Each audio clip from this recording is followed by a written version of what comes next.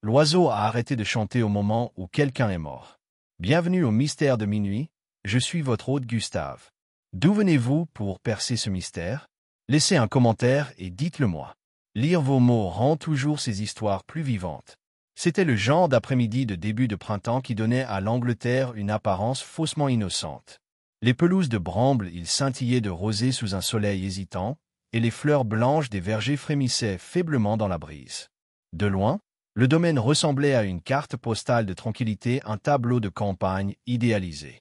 Mais pour ceux réunis pour le déjeuner de charité de Lady Constance Willoughby, l'air était empreint d'une tension presque imperceptible, telle une corde trop tendue.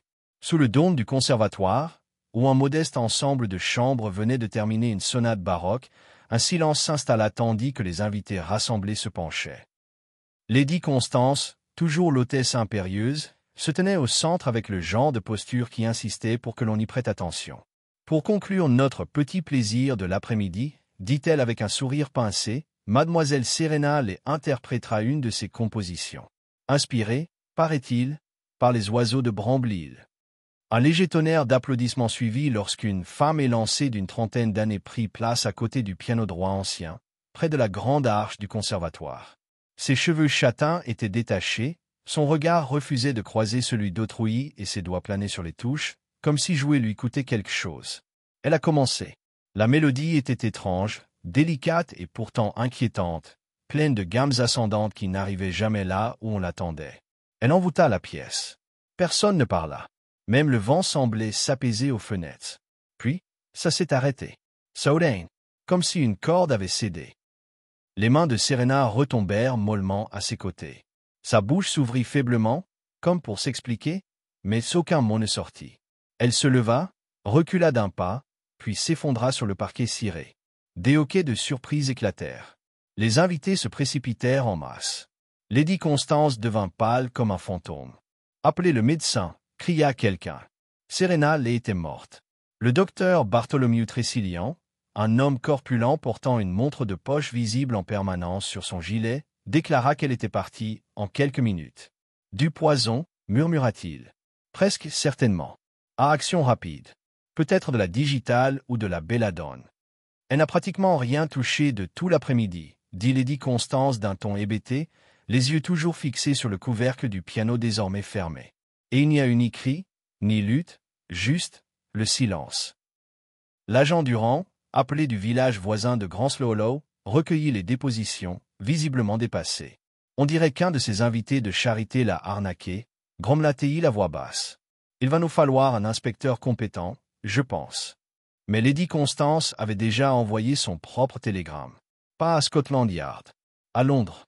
Dans un petit appartement méticuleusement organisé où un Belge, tout aussi petit et méticuleusement organisé, savourait sa tisane et lisait point le temps. 2 jours plus tard, une voiture noire remontait doucement l'allée de Bramble-Hill, ses pneus crissant le gravier comme s'ils hésitaient à troubler la sérénité. Hercule Poirot en sortit, ses mains gantées effaçant des taches imaginaires sur les manches de son costume gris tourterelle. Il examina la maison, les jardins et la volière en fer forgé au fond du domaine, la cage à oiseaux, comme l'appelait le personnel du domaine, où des oiseaux exotiques voletaient autrefois au gré des caprices de jeunesse de Lady Constance. Elle était désormais vide. Eh bien, se dit doucement Poirot. Une mort au milieu de la musique. Quelle théâtralité. Mais la vérité, ce ne sera pas si artistique, je le crains. Ce sera précis. Caché sous des couches, certes, mais pas hors de portée du petite cellule grise. Il se tourna vers le gendarme qui attendait. « Conduisez-moi, s'il vous plaît, auprès de Lady Constance Willoughby.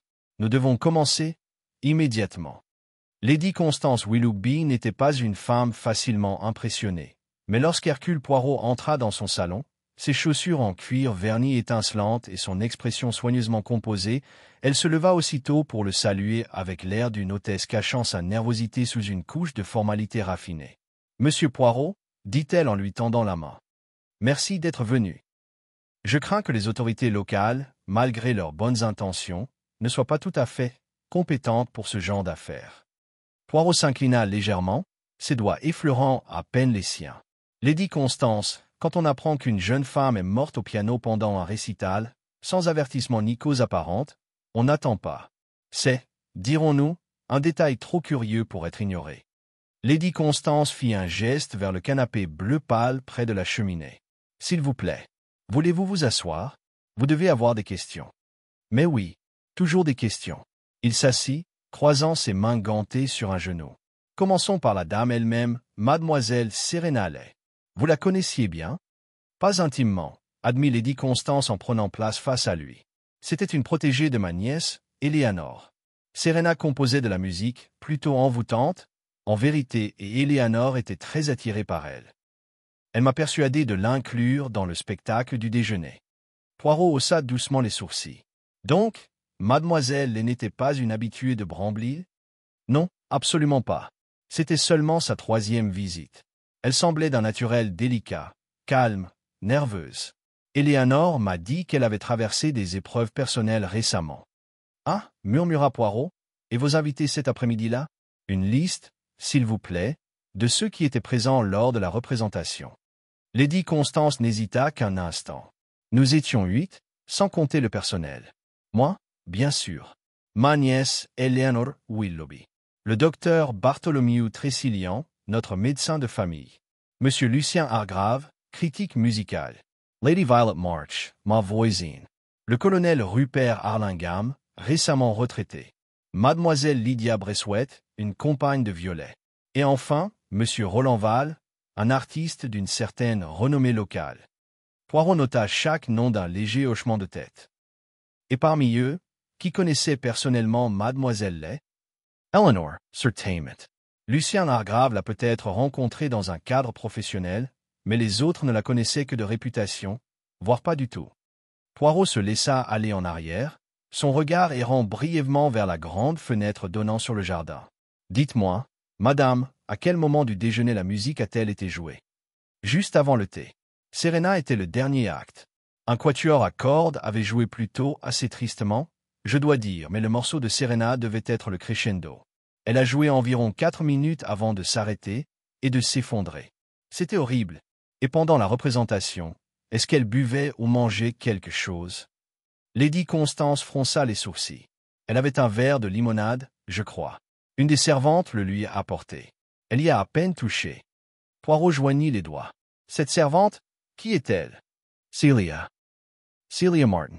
Elle est jeune, fiable. Je ne peux pas imaginer. Enfin, elle ne serait sûrement pas impliquée.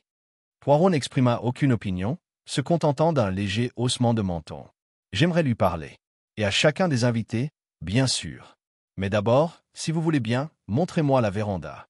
Il fut conduit dans un large couloir bordé de portraits ancestraux, le silence entre eux seulement rompu par le carillon lointain de l'horloge comtoise du hall.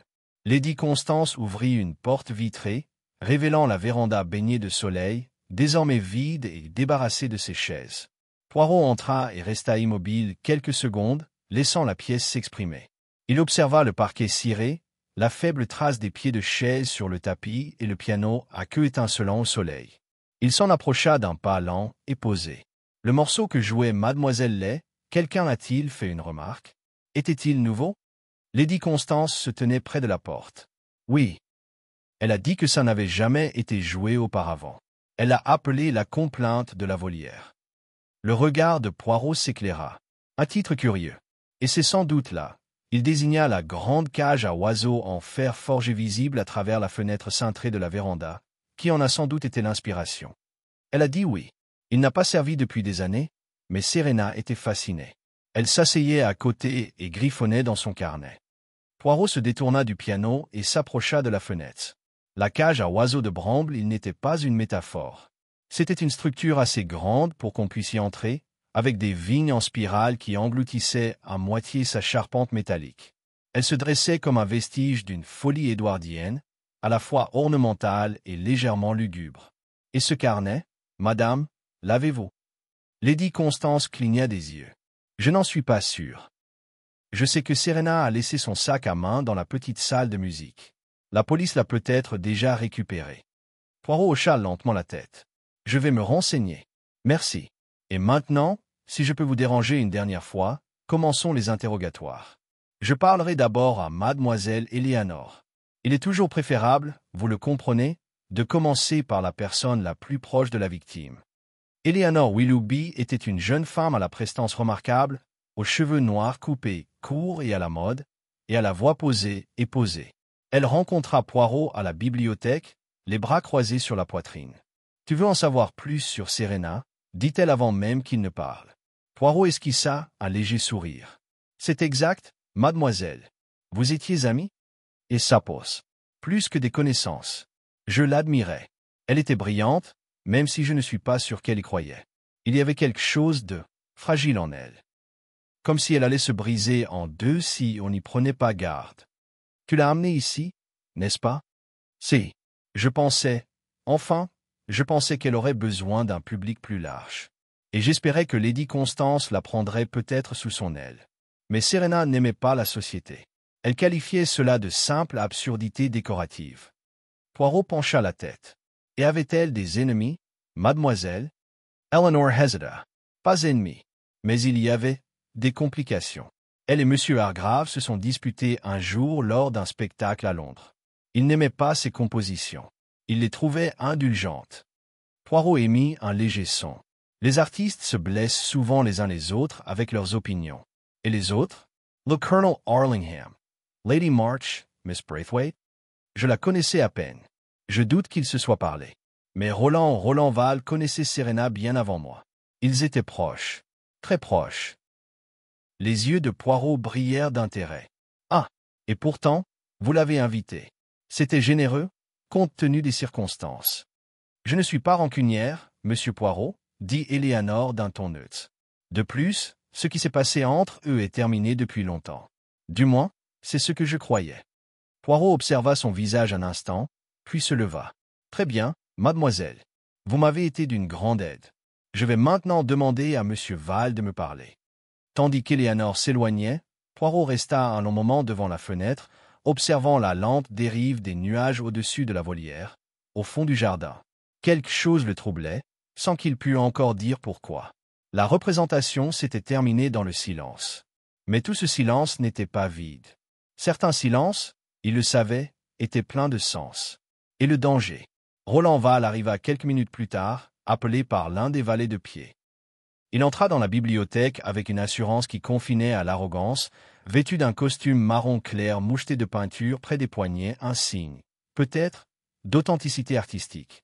Son regard clair parcourut Poirot avec un scepticisme poli. « Vous souhaitiez me parler, monsieur Poirot ?» dit-il avec un demi-sourire. « Mais je suis sûr que vous ne trouverez pas grand intérêt à m'interroger. Je ne suis venu que pour la musique et les sandwichs. » Poirot acquiesça cordialement et désigna une chaise proche. « Et pourtant, monsieur, vous connaissiez le défunt mieux que quiconque. Je tiens cela de mademoiselle Éléonore elle-même. » L'artiste hésita, puis s'assit avec l'élégance nonchalante de quelqu'un qui préférait paraître indifférent. Serena et moi étions proches autrefois, bien avant qu'elle ne découvre les sonates et la solitude. Elle avait une flamme en elle à l'époque. Quelque chose de brut. Mais les gens évoluent. Et le changement vous a déplu. Val haussa les épaules. C'est comme regarder une belle toile surmenée jusqu'à ce que les lignes soient floues. Elle a exclu les gens. Elle a cessé d'écouter. Elle a commencé à se prendre pour un génie. Les yeux de Poirot se plissèrent légèrement. Avait-elle des raisons de penser cela?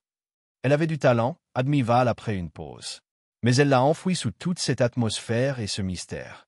Sa dernière œuvre, comment l'appelait-elle, La complainte de la volière, n'était que du bruit. Du bruit intelligent, mais du bruit quand même. Et pourtant, vous avez applaudi. Comme on le fait en bonne compagnie, dit Val avec un sourire ironique. Même pour les fantômes. Ghosts, monsieur. Oh, c'était évident pour quiconque la regardait jouer, Serena n'était pas avec nous. Elle était ailleurs. Quelque chose la hantait. Poirot se pencha légèrement en avant. Et qu'est-ce que tu crois que c'était? Val l'observa un instant. Si je savais ça, je pourrais peut-être peindre à nouveau. Poirot se leva et fit quelques pas lents vers la fenêtre avant de reprendre la parole. Dites-moi, monsieur, vous souvenez-vous si mademoiselle les buvait dans le verre qu'on lui avait apporté? Je l'ai vue la soulever. Je ne sais pas si elle a bu une gorgée. Mais si vous insinuez que quelqu'un a empoisonné sa limonade, je ne serais pas surpris par cette foule. Vous suggérez qu'ils sont capables de meurtre. Je pense qu'ils sont capables de secrets. Et les secrets, ajouta Val en se levant, fermentent. Poirot inclina la tête. Vous avez été très poétique, monsieur. Merci. Ce sera tout pour le moment.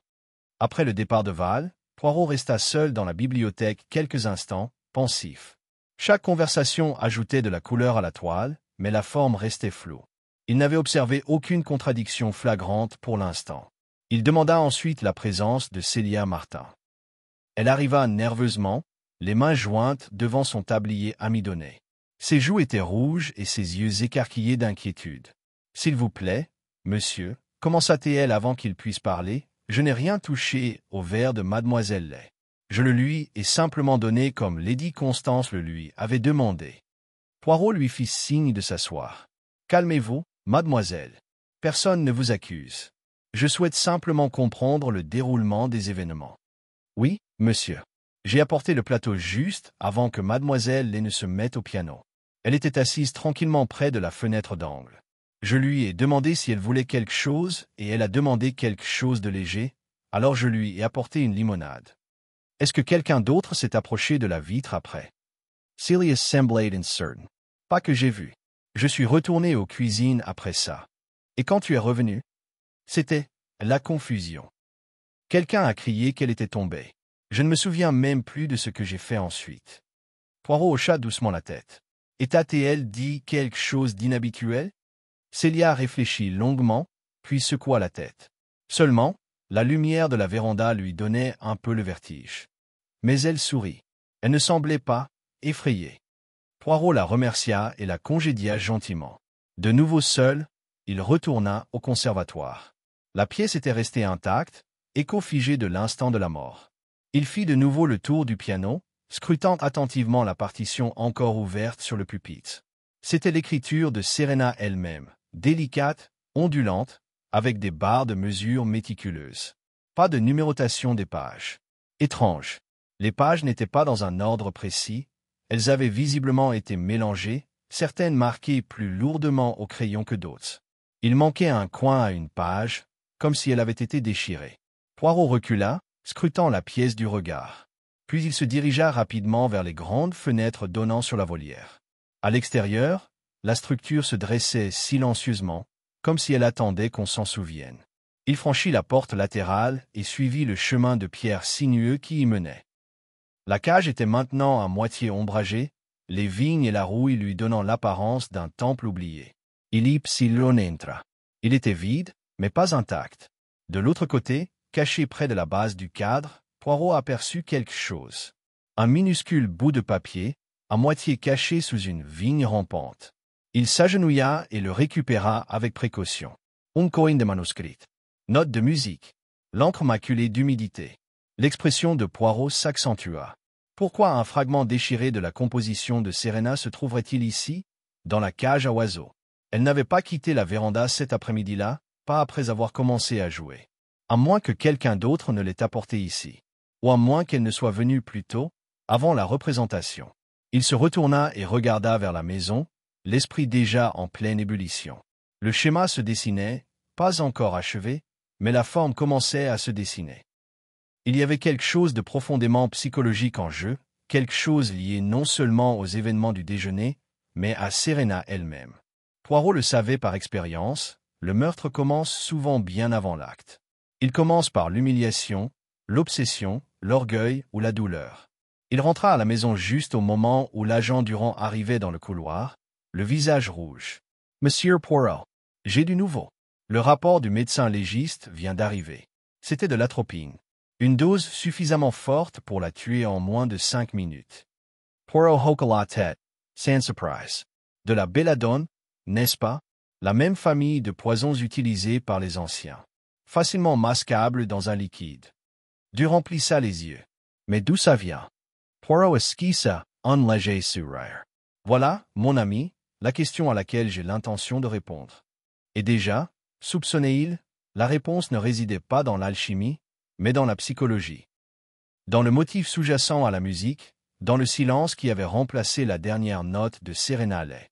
L'étape suivante de Poirot ne fut pas une interview, mais une conversation d'un genre très particulier. Alors que le crépuscule adoucissait les lignes de l'imposante architecture de Bramble-Hill, il demanda à Lucien Hargrave de se présenter dans l'alcôve et du jardin, juste au-delà du labyrinthe de haies. Le critique accepta, quoique avec un haussement d'épaule et un sourcil légèrement curieux. Hargrave était un homme grand, aux épaules étroites, au visage anguleux qui semblait constamment figé dans un ricanement. Il portait une étroite cravate et tenait une canne dont il n'avait pas besoin, qu'il frappait parfois contre les dalles pour marquer son passage. « Tu veux parler de Serena Lay » dit-il en chassant délicatement la cendre de sa cigarette. « J'aurais cru que tu avais déjà épuisé les pistes plus évidentes. Personnel de maison. Amensparfus. Lemonades and Poisonies. Les tableaux habituels. » Poirot esquissa un sourire neutre. « Les tableaux habituels sont rarement vrais, monsieur. Et je crois que vous avez eu une relation professionnelle avec feu Mademoiselle Lay. » J'ai écrit une critique, oui. Elle s'est sentie offensée. Poirot laissa planer le silence. C'était le genre de pause qu'il utilisait non pas pour provoquer des réponses, mais pour inviter la vérité à émerger de l'inconfort de son absence. Hargrave expira brusquement. C'était une critique honnête. Ses premières compositions étaient brutes mais prometteuses. Puis elle a viré vers l'abstraction, l'émotion sans structure, la sensation sans clarté. J'ai qualifié cela d'indulgence. Elle a qualifié cela de trahison. Lui as-tu parlé le jour du déjeuner? Brièvement, admit Hargrave. Elle était sèche, dédaigneuse, même. Je lui ai fait un compliment sur le cadre de la véranda. Elle m'a répondu que les plantes écoutaient mieux que les critiques. Et cela vous a-t-il offensé? Je n'ai pas l'habitude d'être blessé par les caprices d'un artiste, monsieur. Si c'était le cas, je serais dans un sanatorium. Poirot observa l'homme avec ce regard calme et troublant qu'il réservait aux moments particulièrement intéressants. Vous savez, monsieur, vous ne me semblez pas être un homme qui évite les offenses, mais qui les choisit avec soin. Un instrument de précision, utilisé au plus profond. Hargrave ne sourit pas, mais les commissures de ses lèvres se crispèrent. Tu m'accuses de quelque chose? Pas du tout, répondit Poirot d'un ton doux. Mais je constate que les artistes, et les critiques, peuvent inspirer autant d'admiration que de haine. Et lorsqu'un critique blesse quelqu'un dont l'identité est entièrement liée à son art. Elle se couche, dit Hargrave, au riposte. Serena n'a fait ni l'un ni l'autre. Elle a reculé. J'ai trouvé ça décevant. Ce serait encore plus décevant si vous découvriez qu'elle était enfin célébrée, invitée à se produire, son nom étant salué par ceux-là même qui l'avaient autrefois rejeté. Les yeux d'Hargrave lancèrent des éclairs. Je n'envie pas qu'on prenne la médiocrité pour du génie, monsieur Poirot. J'en suis désolé. Poirot hocha légèrement la tête. C'est tout pour le moment, monsieur. Merci pour votre franchise. Il laissa Hargrave là, exhalant un dédain glacial dans l'air du soir, et retourna dans les jardins. En passant devant la serre, il s'arrêta. La lumière à l'intérieur avait diminué. Quelque part, un rossignol s'était mis à chanter comme il se doit, pensa-t-il. La nature emplissait le silence laissé derrière elle. Poirot retourna au salon, où Lady Violet Marsh et Miss Lydia Bresswaite étaient engagées dans une conversation polie mais tendue autour d'un verre. Elles se levèrent à son entrée, leurs expressions mêlant inquiétude et calcul social. « Je m'excuse de cette intrusion, » dit doucement Poirot. « Mais je souhaite vous déranger quelques instants encore. Lady Marsh, vous et votre compagnon étiez présents tout au long de la représentation? » « Bien sûr. » dit aussitôt Lady Violet, ses cheveux argentés impeccablement coiffés. Nous étions assis près de la fenêtre ouest. Lydia, tu t'y souviens? Molly Braithwaite hocha la tête. Elle était plus jeune que Violet d'au moins 20 ans et avait l'air de quelqu'un qui n'a pas l'habitude de parler sans y être invité. Elle a joué magnifiquement, a déclaré Lydia, jusqu'à ce qu'elle s'arrête. Poirot inclina la tête. Et l'un de vous a-t-il parlé à Mademoiselle avant la représentation? Non, répondit Lady Violet. Je n'avais jamais rencontré cette fille. J'imagine qu'elle ne s'intégrait pas vraiment à la foule, si vous me comprenez. Ce teint pâle, cette coiffure moderne, cet air mélancolique. Tout cela était très affecté. Avez-vous observé quelque chose d'étrange? Mademoiselle Bresswaite s'agita, mal à l'aise. Elle observa longuement la pièce avant de jouer, presque comme si elle cherchait quelqu'un ou attendait quelque chose. Intéressant, murmura Poirot. Et quelqu'un d'autre avait-il un comportement inhabituel? Lady Violet laissa échapper un son dédaigneux. Ce critique, Hargrave, toujours essoufflé et ricanant. Et cet artiste, Val. Il était plutôt agité pendant la représentation. Il gigotait. Il ne pouvait pas détacher les yeux du piano. Peut-être que ça a rappelé des souvenirs, ajouta doucement Lydia. Serena et lui avaient une histoire, à ce qu'on m'a dit. Par Eleanor. Poirot les remercia tous les deux et partit, l'esprit désormais occupé par les fluctuations de comportement et de motivation. Un esquema se dessinait. Chaque suspect s'en prenait à Serena et sous un angle différent, aucun n'avouant avoir pleinement connaissance de la situation, mais tous trahissaient des tensions intimes. L'affection soigneusement neutre d'Eleanor, le chagrin enfoui de Val, le mépris intellectuel d'Hargrave, et maintenant la subtile observation de Lydia sur Serena fouillant la pièce. Pourquoi? Ou pour qui? Il demanda à voir les affaires de Serena. L'agent Durand le conduisit au petit salon où son sac à main, un châle plié et un fin carnet relié en cuir étaient posés sur une table d'appoint pour être catalogués. Poirot ouvrit lentement le carnet. Ce n'était pas, à proprement parler, un journal intime. C'était le journal d'un compositeur, rempli d'esquisses musicales, de listes de chants d'oiseaux, d'impressions, de phrases. Certaines étaient lyriques, le cri de quelque chose autrefois en cage, mais qui chante encore. D'autres étaient secs, anxieux. Ils regardent toujours. Toujours les mêmes yeux. Poirot fronça les sourcils. Plusieurs pages étaient déchirées ou à moitié effacées. L'une d'elles portait une phrase entourée, répétée 3 fois, le bruit qui n'aurait jamais dû s'arrêter. Et sur la 4e de couverture, en petites lettres soignées, s'il s'approche à nouveau, je dois y mettre fin. Je le dois. Poirot fixa longuement les mots, puis referma soigneusement le livre. Il le reposa sur la table, les doigts serrés. Elle avait eu peur. Et peut-être pas de la mort elle-même, mais de quelqu'un dans la pièce. Quelqu'un qui était revenu, ou qui n'était jamais vraiment parti. Il demanda ensuite à parler au colonel Harlingham. L'officier à la retraite apparut, raide et sur ses gardes, la moustache acérée comme un sabre. « Colonel, commença Poirot, connaissiez-vous mademoiselle avant ce déjeuner ?»« Non, répondit le colonel d'un ton bourru. La musique ne me plaisait pas non plus. Trop de battements, pas assez de rythme. Vous étiez assis avec Lady Violet, n'est-ce pas? Oui. Pourquoi? Poirot le regarda. Vous avez servi dans le régiment du Bengale, je crois. De 1917 à 1924, Harlingham cligna des yeux. C'est exact. Et alors? Il y a une note dans le livre de Mademoiselle Lay. Un sketch musical intitulé Bangalore, avec une note de bas de page concernant un mécène anonyme. Je me demande si cela avait une signification personnelle. Harlingham rugit. J'en ai rencontré beaucoup en Inde. Les noms me sont venus à l'esprit. Poirot hocha poliment la tête. Bien sûr. Mais voyez-vous, colonel, la mémoire n'échappe pas si facilement à ceux qui vivent dans son ombre. Il laissa cette pensée de côté, puis congédia le colonel d'une révérence courtoise. Harlingham sortit d'un pas raide, et Poirot se tourna de nouveau vers la fenêtre de la véranda. La nuit était tombée. La cage à oiseaux de Bramble il était à peine visible, telle une silhouette se détachant sur le ciel.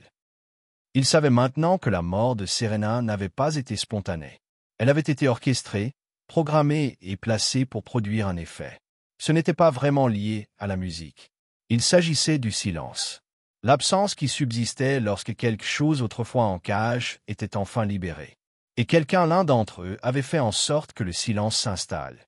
Le lendemain matin, une teinte or pâle se leva sur Bramble-Hill, projetant de longues ombres à travers les arbres et emplissant la véranda d'une lumière bien trop innocente pour ce qu'elle représentait maintenant. Poirot, déjà réveillé et impeccablement vêtu, se tenait devant les grandes fenêtres, une petite tasse de café noir en porcelaine à la main. Il observa un rouge-gorge solitaire se percher brièvement au sommet de la cage à oiseaux en fer forgé avant de s'envoler un simple aperçu, rien de plus. Il était temps, il le savait, de remuer les os. Il commença par retrouver Eleanor Willoughby. Il la trouva assise sur la terrasse arrière, à moitié enfouie sous une couverture écossaise, un livre ouvert sur ses genoux, même si ses yeux n'étaient visiblement pas rivés sur ses pages. « Vous êtes venu avec d'autres questions, je suppose, dit-elle sans se retourner. Poirot s'approcha doucement. Mais bien sûr, mademoiselle. Les questions sont comme des fils, il faut les suivre jusqu'à ce qu'elles mènent à la vérité, ou qu'elles s'effilochent. Elle émit un petit rire cassant. Et tu sais quelle est la mienne? Pas encore, répondit doucement Poirot. Mais on y est presque. Elle se tourna alors vers lui, le regard indéchiffrable. Demande ce que tu dois. J'ai lu le carnet de Serena. Elle y parlait souvent de la cage à oiseaux, du sentiment d'être observé, de la peur. Elle y parlait aussi du bruit qui n'aurait jamais dû s'arrêter. Cette phrase, vous dit-elle quelque chose? Les doigts d'Eleanor se resserrèrent autour de sa couverture. Elle était obsédée par l'idée d'un souvenir capturé par la musique. Elle disait que certains s'en pouvaient transporter le passé, le figer comme un insecte dans l'ambre. Parfois, j'avais l'impression qu'elle entendait des choses qui n'existaient plus. Poirot pencha la tête. Et a-t-elle jamais parlé de quelqu'un de ce passé? Quelqu'un revenu à l'improviste? Elle ne l'a jamais nommé, murmura Eleanor. Mais oui, elle était effrayée ces dernières semaines. À cran. Je pensais que c'était juste de l'anxiété, la performance, les attentes. Maintenant, je me pose des questions. Poirot se pencha vers elle. Saviez-vous qu'elle avait été en Inde? Cela l'a pris au dépourvu. Non, non, je ne l'ai pas fait. Elle n'en a jamais parlé. Pourtant, elle a composé une pièce intitulée Bangalore et a mentionné un mécène de mémoire. Le colonel Arlingham y a servi. Eleanor Parrott Trubley. Tu crois que le colonel? Je crois qu'il ne m'a pas tout dit. Dit Poirot calmement. Et le passé de Serena non plus. Eleanor se mordit la lèvre. Il y a autre chose, dit-elle au bout d'un moment. Je ne l'ai pas mentionné avant parce que ça me semblait absurde. La veille du récital, j'ai trouvé Serena dans la salle de musique, assise dans le noir. Elle a dit qu'elle attendait quelque chose. Je lui ai demandé quoi. Elle a dit, le son qu'il a laissé derrière lui. Je veux savoir s'il est toujours là. Poirot se leva lentement. Merci, mademoiselle. Ce n'est pas absurde. C'est très révélateur. Il la quitta avec une légère révérence et retourna dans la véranda, où la lumière matinale faisait miroiter le parquet. Il se plaça devant le piano, puis souleva lentement le couvercle. La composition de Serena avait disparu. Poirot plissa les yeux. Il l'avait vue encore sur le pupitre la veille. Quelqu'un l'avait retirée discrètement, délibérément. Il appela l'agent Durand, qui arriva avec son habituel air de déférence prudente. Quelqu'un a pris la partition, dit Poirot sans préambule. Des invités ont-ils quitté leur chambre à l'improviste ce matin? Durand se gratta le menton. Eh bien, monsieur, Hargrave est allé se promener avant le petit déjeuner. Du côté du sentier du lac. Je l'ai vu moi-même. Et Lady Violet a demandé à la servante d'aller chercher quelque chose à la remise. Je peux vérifier. Poirot hocha la tête. Faites-le. Et s'il vous plaît, trouvez monsieur Val et demandez-lui de me retrouver à la bibliothèque. 10 minutes plus tard, Val apparut. Cette fois, son sang-froid était plus altéré, comme si une tempête l'avait traversé pendant la nuit. Tu as entendu parler? Demanda-t-il avant que Poirot puisse parler. À propos de la partition manquante. Poirot fit un geste vers le siège. Tu sais qu'il a disparu? Alors. Eleanor est venue me le dire. Elle m'a dit que tu étais furieux. Non, répondit Poirot d'un ton neutre. Je ne suis pas furieux. Mais je suis interest. D'autant plus que la partition, inachevée et désordonnée, contenait peut-être des annotations suggérant un message caché. Misley a peut-être écrit quelque chose destiné uniquement à quelqu'un qu'elle craignait. Val si hasit l'inchimici. Tu crois que quelqu'un l'a volé pour cacher une confession? Ou un souvenir? Dit doucement Poirot. Quelque chose de personnel. La musique peut véhiculer à la fois la culpabilité et l'accusation. Val serra las dents. Je n'ai jamais voulu ça, dit-il soudain. Je n'ai fait que l'aimer. Elle m'a rayé de sa vie comme si j'avais été une tâche. Pourquoi? Val hésita. Elle a trouvé quelque chose. Des lettres. De quelqu'un d'autre. Elle pensait que j'avais menti sur mon passé. Ce n'était pas le cas. Pas vraiment. Mais je n'ai pas lutté assez fort pour rester. Elle a disparu pendant presque un an après ça. Poirot attended. Et quand elle est revenue, elle ne voulait plus me parler. Jusqu'à la semaine dernière. Elle m'a envoyé un mot. Elle disait qu'elle voulait tout enterrer. Repartir à zéro. Elle m'a dit qu'elle avait composé un morceau pour moi. J'ai cru que c'était une forme de pardon. L'expression de Poirot ne changea pas. Peut-être. Ou peut-être était-ce son dernier avertissement à toi, ou à quelqu'un d'autre. À ce moment-là, l'agent Durand entra, l'air légèrement essoufflé. Nous l'avons trouvée, dit-il. La partition. Froissée dans une poubelle près du jardin ouest. Elle était déchirée. Quelqu'un a essayé de la brûler, mais seuls les bords supérieurs ont été touchés. Poirot se leva. Apportez-le-moi. Et prévenez Lady Constance. Je vais exiger que tous les invités soient réunis ce soir au salon. Durand cligna des yeux. Tu veux dire? Oui, dit Poirot en ajustant ses menottes. Il est temps que la vérité accomplisse son dernier geste. Il se tourna vers Val, sa voix froide mais pas méchante. Monsieur, le temps des ombres est révolu. Ce soir, nous entendrons la musique que Miss Lane n'a jamais terminée. Nous entendrons sa véritable signification. Et sur ces mots, Poirot sortit dans l'ordre déclinant du matin, ses pas légers, comme s'il était déjà en rythme avec la composition finale que Serena les avait laissée derrière elle. Le soir tomba sur Brambly, dans un silence pesant, de ce genre qui faisait résonner les pas plus longtemps qu'il ne le devrait et dont le carillon de l'horloge du hall d'entrée sonnait comme un avertissement. Dans le salon, les invités se rassemblèrent, certains avec une aisance feinte, d'autres avec une curiosité mesurée. Le feu brûlait doucement, projetant des lueurs sur le bois poli et le verre. Poirot se tenait près de l'âtre, les mains jointes derrière le dos, l'air indéchiffrable. Lady Constance, assise dans son fauteuil à oreilles, s'adressa à la salle avec une dignité fragile. « Monsieur Poirot nous a tous convoqués ici pour une question de... Qu'avez-vous dit? Une clarification finale. » « Exactement, dit Poirot en échauffant. C'est une coutume, peut-être même théâtrale, mais je trouve plus efficace de rassembler tous les acteurs, afin que nous puissions entendre, comme un seul homme, la vérité. Voyez-vous, mesdames et messieurs. » Il se dirigea lentement vers la table où la partition froissée avait été étalée et lissée sur du papier sulfurisé. Les bords étaient brûlés, mais une grande partie de la partition restait lisible. Cette composition, la complainte de la volière, n'était pas simplement de la musique. C'était un message, une confession, certes, mais aussi une accusation. Elle y tissait des phrases qu'elle avait partagées avec quelqu'un de son passé. Quelqu'un qui les reconnaîtrait et les comprendrait.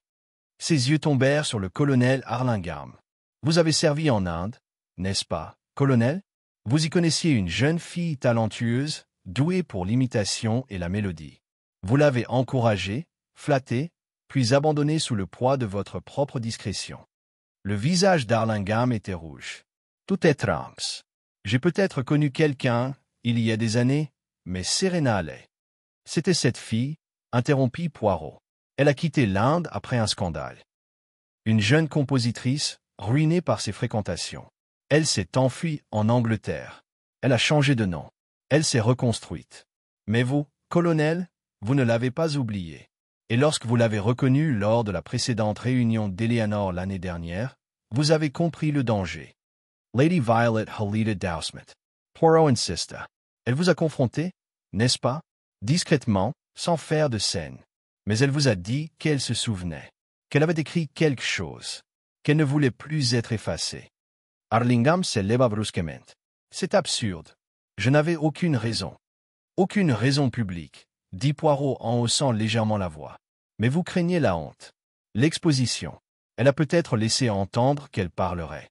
Ou que sa performance dirait tout ce que vous espériez voir rester enfoui. Les lèvres du colonel Harlingham s'entr'ouvrirent, mais aucun mot ne sortit. Et donc, dit Poirot en baissant à nouveau la voix, un plan fut élaboré. Un plan qui reposait sur un vieux poison, la belladone, administré non pas pendant la représentation, mais avant.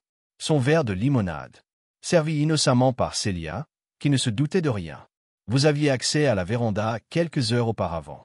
Il vous suffisait de remplacer le verre qui l'attendait. Le regard d'Harlingham parcourut la pièce. Ce ne sont que des suppositions. Non, dit doucement Poirot. C'est une déduction. Et une preuve. Voyez-vous, la partition calcinée, retrouvée près du jardin ouest, ne portait que vos empreintes digitales. Vous avez paniqué après son effondrement. Vous vous êtes souvenu du message contenu dans sa musique. Vous avez eu peur de ce que les autres pourraient voir. Il y eut un silence épais et stupéfait. Mais Poirot n'avait pas encore fini. « Il y a encore une chose, dit-il en se tournant vers Lucien Hargrave. Vous ne l'avez pas tué, monsieur. Mais vous l'avez humilié. Publiquement. Cruellement. Votre critique, votre mépris, cela a blessé sa fierté. Certes, mais cela lui a aussi donné quelque chose de plus. La compréhension que les mots et les sons ne sont pas seulement esthétiques. Ils sont une force.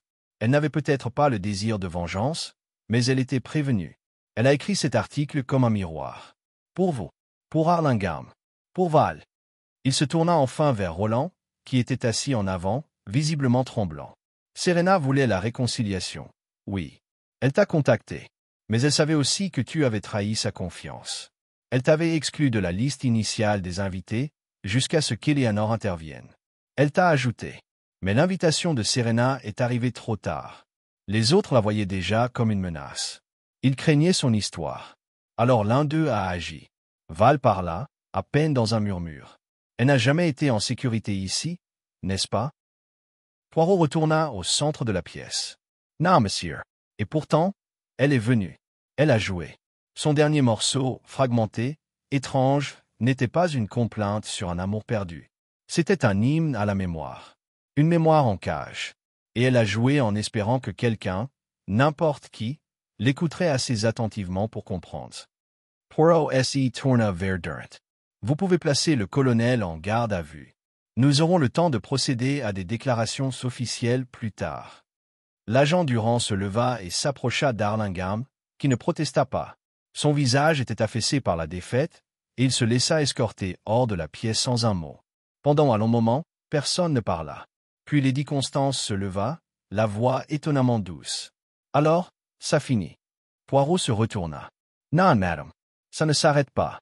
La musique demeure. Le silence que Serena nous a laissé, c'est devenu compréhension. Et peut-être, paix. Il s'inclina, puis se retourna et quitta la pièce. Le bruit de ses pas mesurés, précis, s'estompant comme les dernières notes d'une mélodie qui avait enfin été entendue. Le silence qui suivit le départ du colonel Arlingham ne fut pas une délivrance immédiate, mais plutôt celui qui tremble sous la surface, un silence chargé de questions non formulées, de réactions différées. Poirot le sentit s'installer sur le salon comme un rideau tiré trop vite. Il s'attarda un instant sur le seuil, écoutant les subtils changements de respiration, les débuts étouffés de la conversation. Puis, avec une résolution délicate, il se retourna. « Vous vous demandez tous, dit-il d'une voix douce mais perçante, si c'est vraiment la fin.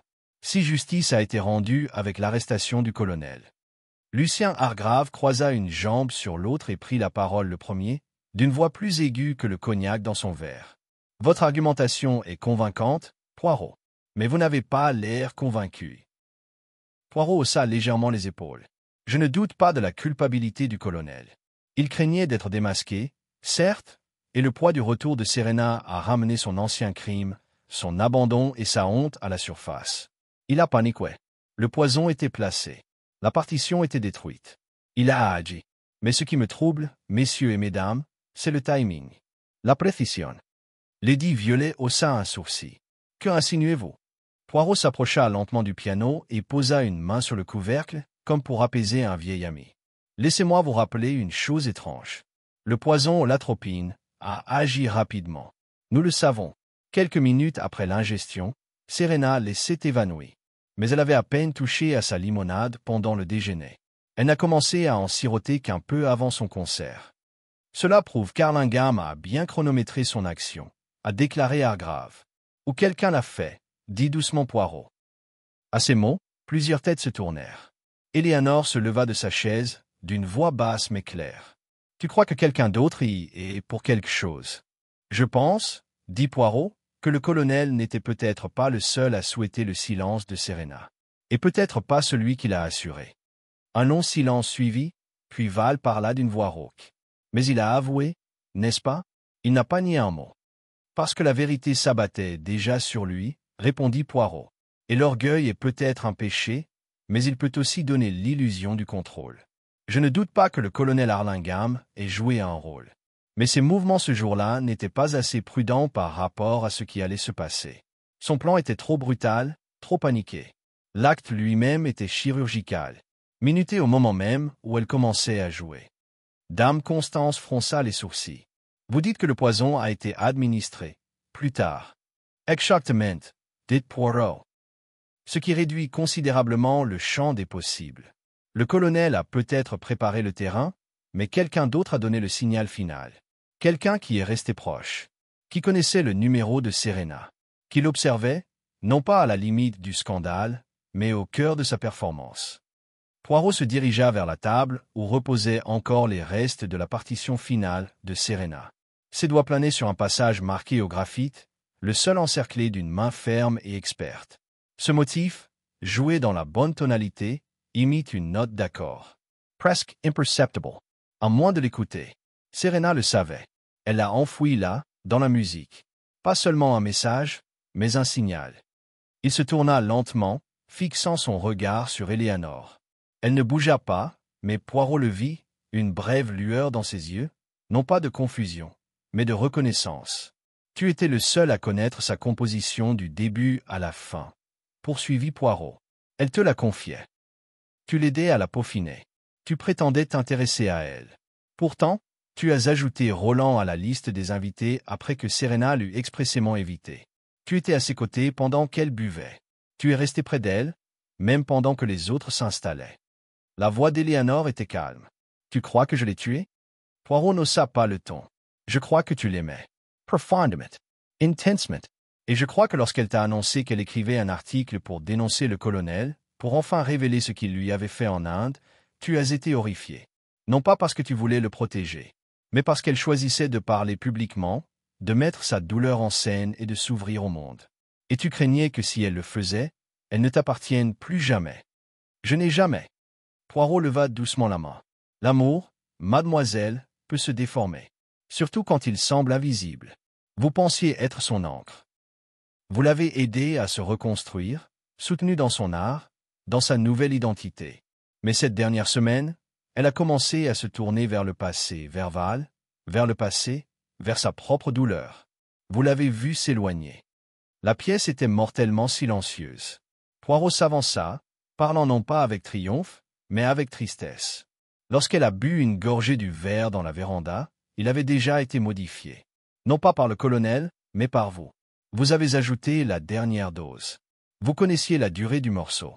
Vous saviez qu'elle commencerait à montrer des symptômes précisément au moment où le crescendo montait. Vous avez fait en sorte que sa mort ressemble à un effondrement tragique sous l'effet de la tension émotionnelle.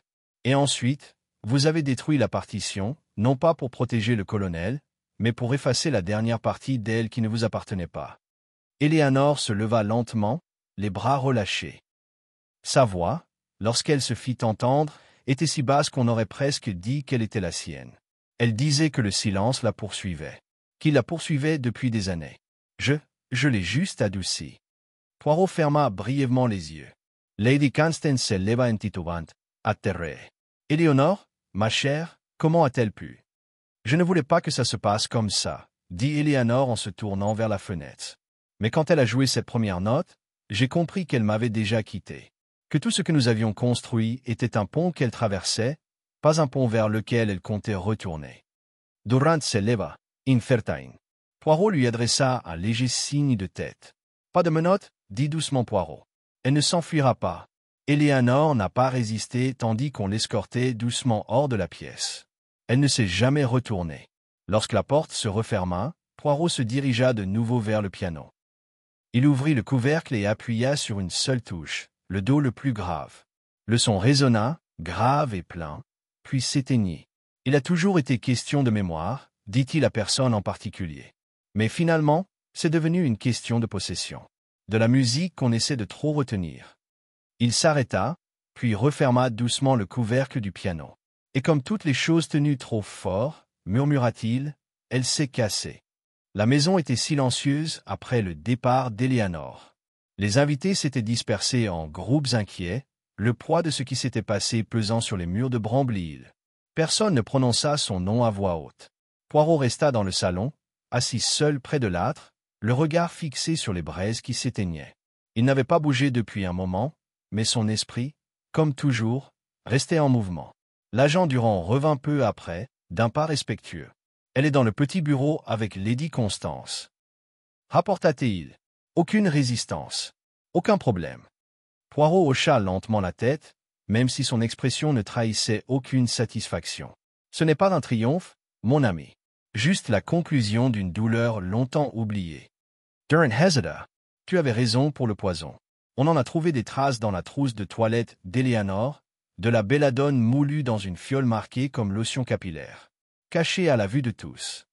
La seule réponse de Poirot fut un léger soupir. Elle a préféré la subtilité à la confrontation. C'est toujours la forme d'amour la plus dangereuse. Tandis que Durand s'éloignait, Poirot se leva et retourna à la véranda, désormais silencieuse et sombre. Il n'alluma pas les lampes. Les derniers rayons de soleil traversaient les vitres incurvées, projetant des ombres sur le piano. Il s'en approcha et ouvrit de nouveau le couvercle. Plus de partitions. Seulement les touches d'ivoire, vierges, en attente. Il appuya sur un accord, grave et mineur. Le ton résonna dans la pièce, lugubre, presque interrogatif. Elle avait aimé Serena, il n'en doutait pas. Il l'avait aimée comme une créatrice, peut-être plus encore. Mais Serena n'avait appartenu à personne, au final. Elle avait écrit sa propre mélodie. Et deux personnes avaient tenté de la faire taire pour des raisons différentes, mais tragiquement similaires. Il quitta le piano pour rejoindre la fenêtre du fond.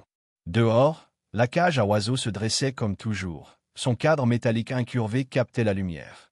Une structure autrefois destinée à la beauté, désormais creuse. Serena y avait passé du temps, à écrire, à observer. Mais elle n'avait pas été enfermée. Pas vraiment. Et pourtant, Poirot sentait quelque chose d'inexpliqué. Non pas une erreur dans les déductions.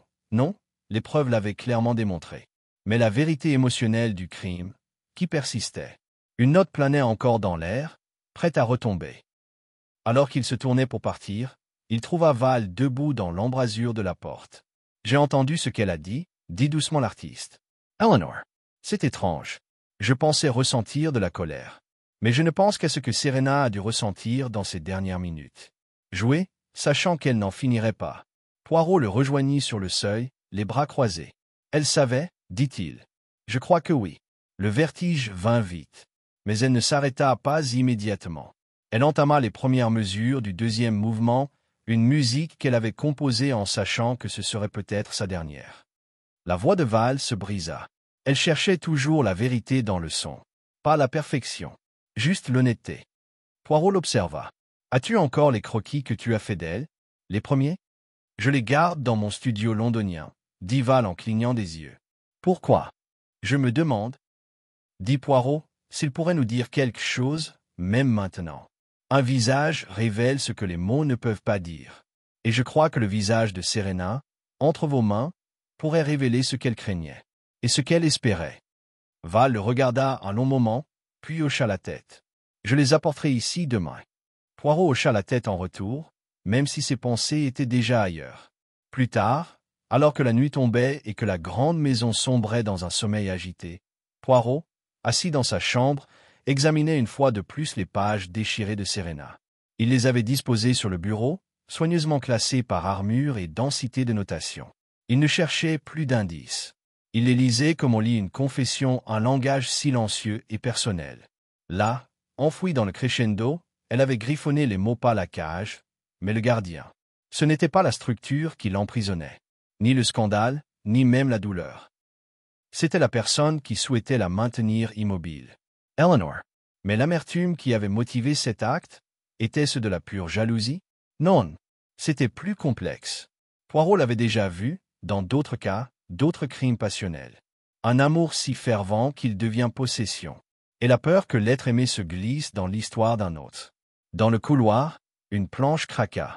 Poirot se retourna, s'attendant presque à une visite, mais le bruit ne se répéta pas. Seul le vent dans les arbres du verger subsistait, effleurant légèrement la vitre. Le lendemain matin arriva gris et sombre. Une brume enveloppait le parc, brouillant les haies et les statues.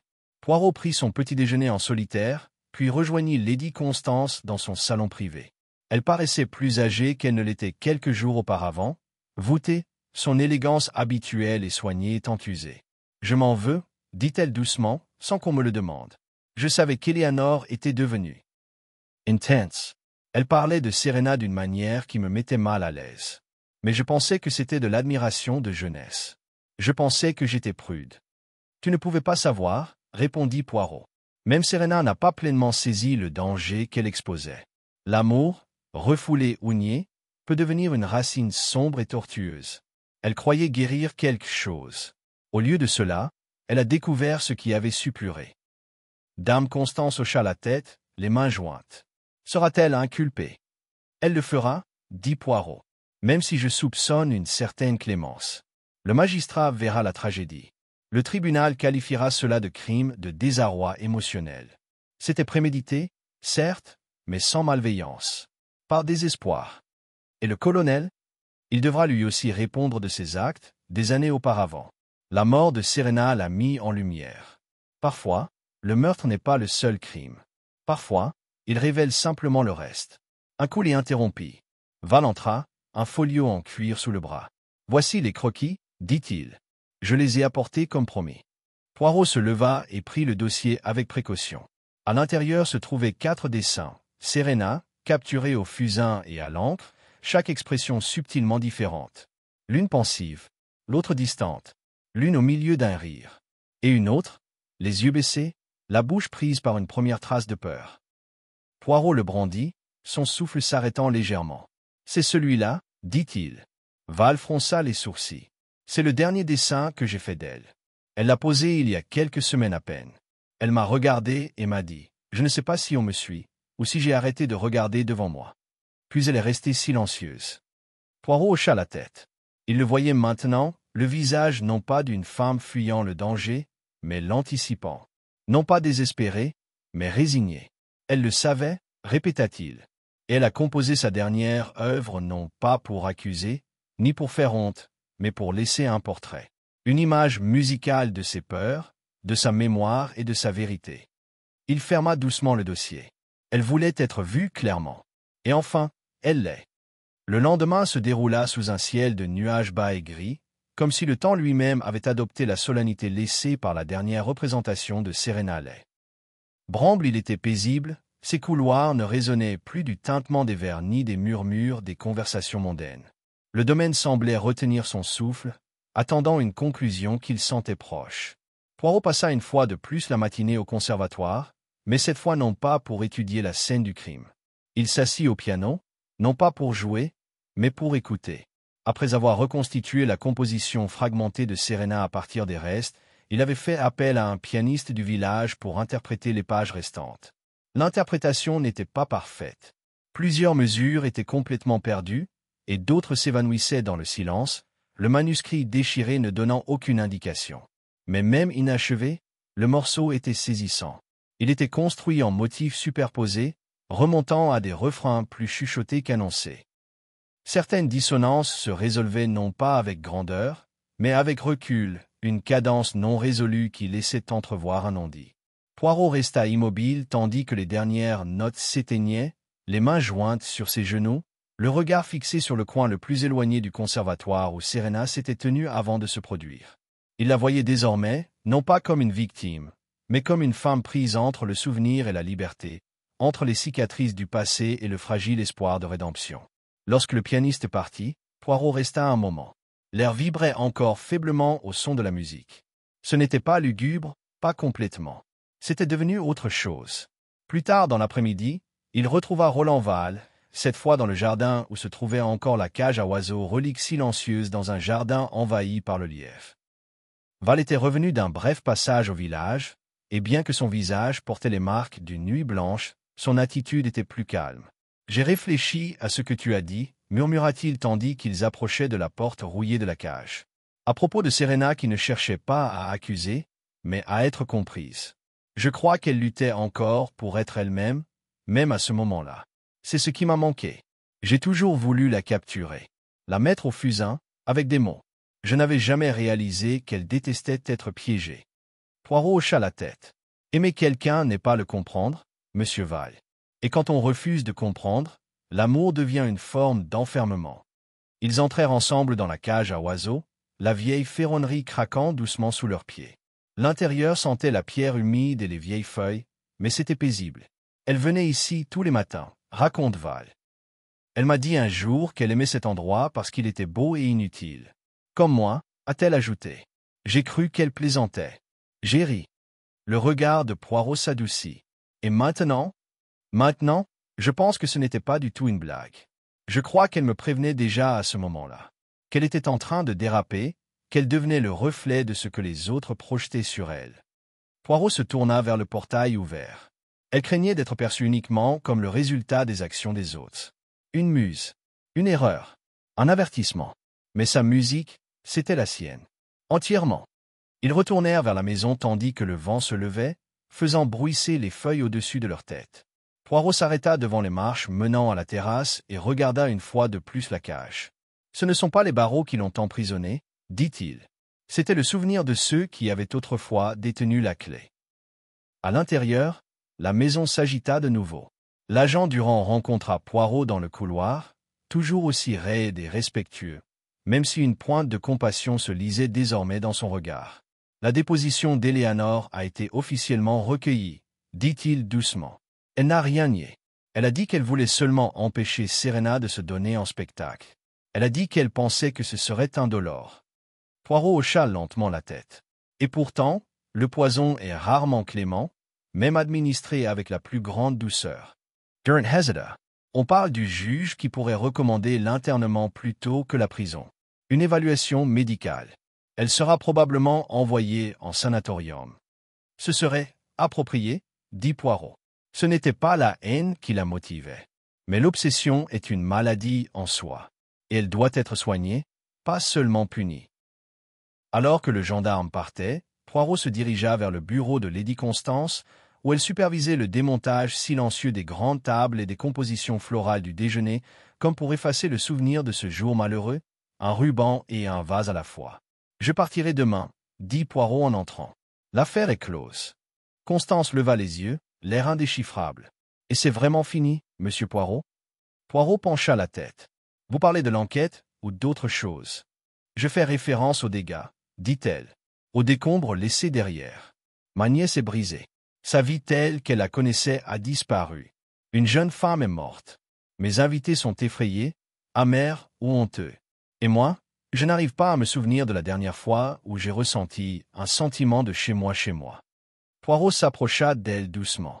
C'est la nature de la vérité, madame, de clarifier les choses, mais jamais sans soulever la poussière. Elle eut un rire las. Vous feriez un excellent prêtre, monsieur Poirot. Je suis peut-être plus confesseur que détective, parfois, dit-il en s'inclinant légèrement. Mais j'espère que ces révélations permettront le retour de la paix. Elle hocha la tête au loin. Et qu'adviendra-t-il de la musique de Serena? Poirot sourit faiblement. Je crois qu'elle survivra. Roland Val a déjà parlé de publier la partition reconstituée. Avec une préface. Un hommage. Non pas comme une légende ou un scandale, mais comme une œuvre d'art et un souvenir. Peut-être la dernière vérité qu'elle espérait voir perdurer. Lady Constance regarda vers les hautes fenêtres. Alors, qu'on l'entende. Ce soir-là, Poirot fit une dernière promenade dans les couloirs de Bramble-Île. Les pièces semblaient plus calmes, mais pas vides, pas hantées, comme si quelque chose d'enfoui avait enfin été exhalé. Dans la salle de musique, une bougie vacillait au bord du piano, projetant de longues ombres sur les touches. Il fouilla dans sa poche et en sortit un dernier morceau du manuscrit déchiré de Serena, le plus petit des fragments, presque oublié dans un dossier que Val avait apporté. Il ne contenait qu'une seule ligne. Le silence n'était pas la fin. C'était le début. Il le posa doucement sur le couvercle du piano et s'éloigna, le laissant là où il devait être. Et puis, avec son manteau soigneusement attaché, ses gants repliés sous un bras, et la soirée toujours silencieuse, Hercule Poirot quitta Bramble-Île. Le départ de Poirot de Bramble-Île fut, comme à son habitude, discret. Il déclina la voiture offerte par l'entourage de Lady Constance et préféra descendre à pied la longue allée gravillonnée qui menait au paisible chemin du village, sa valise fermement serrée d'une main et sa canne tapotant légèrement de l'autre. L'air matinal était vif et annonçait la pluie, mais il ne se pressa pas. Poirot ne se pressait jamais, même après avoir démasqué un meurtrier.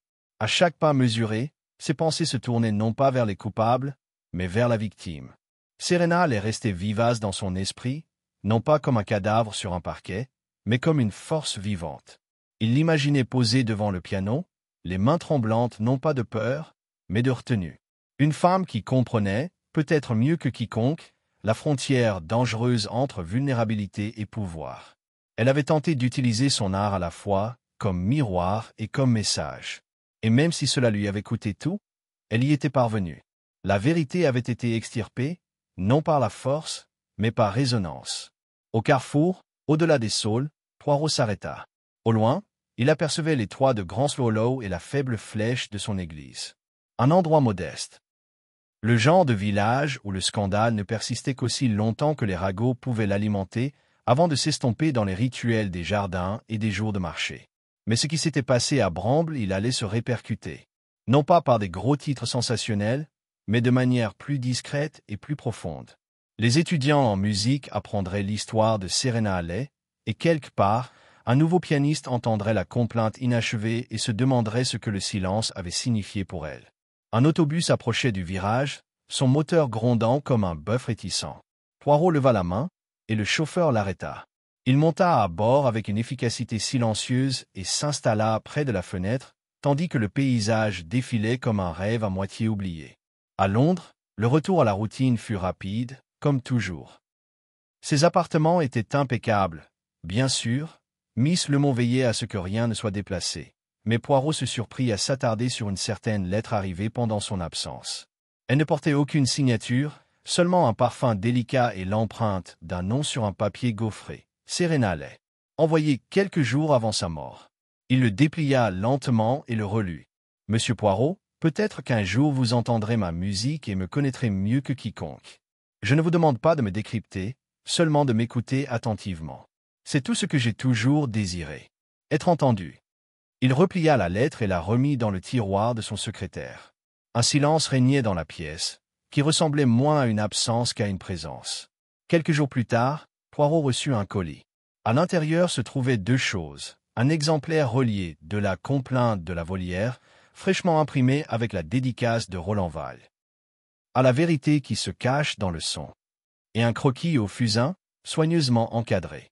C'était le dernier que Val avait dessiné de Serena, le même qu'il avait montré à Poirot. Ses yeux étaient baissés, son expression indéchiffrable. Pourtant, il y transparaissait une étrange sérénité, comme si elle avait déjà surmonté la peur. Poirot l'avait accroché au mur juste à l'extérieur de son bureau, là où peu de visiteurs le verraient. Ce n'était pas un portrait à exposer, mais un souvenir. Cet après-midi-là, Hastings vint lui rendre visite, débordant de son énergie habituelle et de ses théories incomplètes. Il avait lu l'affaire dans les journaux, du moins, la version restreinte autorisée à la presse, et était assailli de questions auxquelles Poirot refusait de répondre en détail. « Dis donc, Poirot, » dit Hastings en regardant le croquis dans le couloir, « c'est elle, n'est-ce pas, la fille de Bramble Hill ?» Poirot fit un petit signe de tête. « Oui, mon ami. C'est elle. Elle a l'air terriblement triste. »« Non, » répondit doucement Poirot en ajustant le cadre. « Elle a l'air finie. » Hastings cligna des yeux. « Terminé ?» Poirot se tourna vers lui avec un léger sourire. « Pas comme dans « terminé », Hastings. Comme dans « complet ». Il y a des vies qui se terminent sans jamais avoir dit ce qu'elles voulaient dire. Mais Serena Allais, elle l'a dit.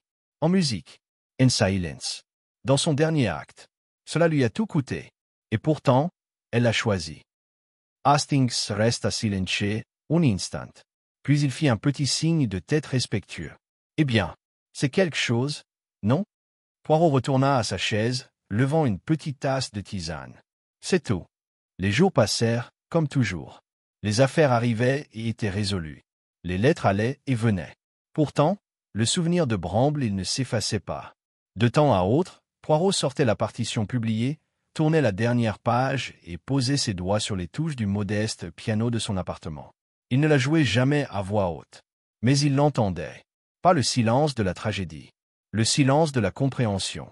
Et toujours, il se levait ensuite et murmurait dans le silence, comme s'il parlait à quelqu'un juste au-delà du voile du son. « Mademoiselle Lay, votre voix a été entendue. » Et il fermait le couvercle, redressait ses menottes et retournait au monde. La pluie arriva la semaine suivante, comme Poirot l'avait prévu.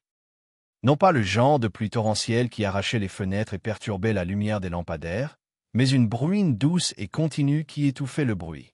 Sous un tel temps, Londres devint plus calme, moins insistante. C'était, songea Poirot, le genre de pluie que Serena Allais aurait pu composer. Il était assis à son bureau, une page fraîche devant lui, le poids familier d'un stylo plume entre ses doigts. Dehors, la ville murmurait au loin, avec le bruit des roues des calèches et le claquement occasionnel des parapluies. À l'intérieur, tout était silencieux, à l'exception du murmure discret de ses pensées. Il restait une dernière note à écrire. Ni pour un tribunal, ni pour un journal, et certainement pas pour le monde. C'était pour l'âme même de l'affaire, l'épilogue de la vérité, dont Poirot estimait qu'elle n'appartenait qu'aux morts. Il a commencé.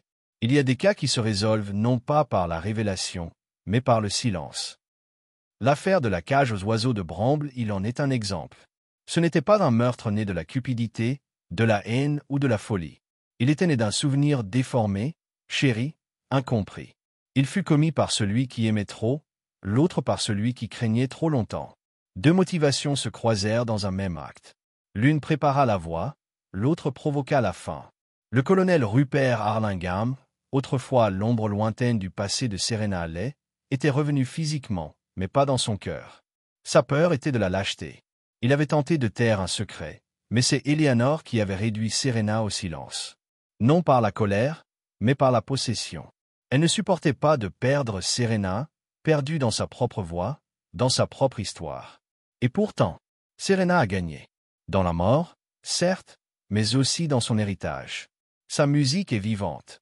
Sa voix perdure, non seulement dans la composition qu'elle a laissée, mais aussi dans la clarté qu'elle nous a imposée. Elle nous a fait écouter. En cela, elle a triomphé. Il marqua une pause, posa le stylo.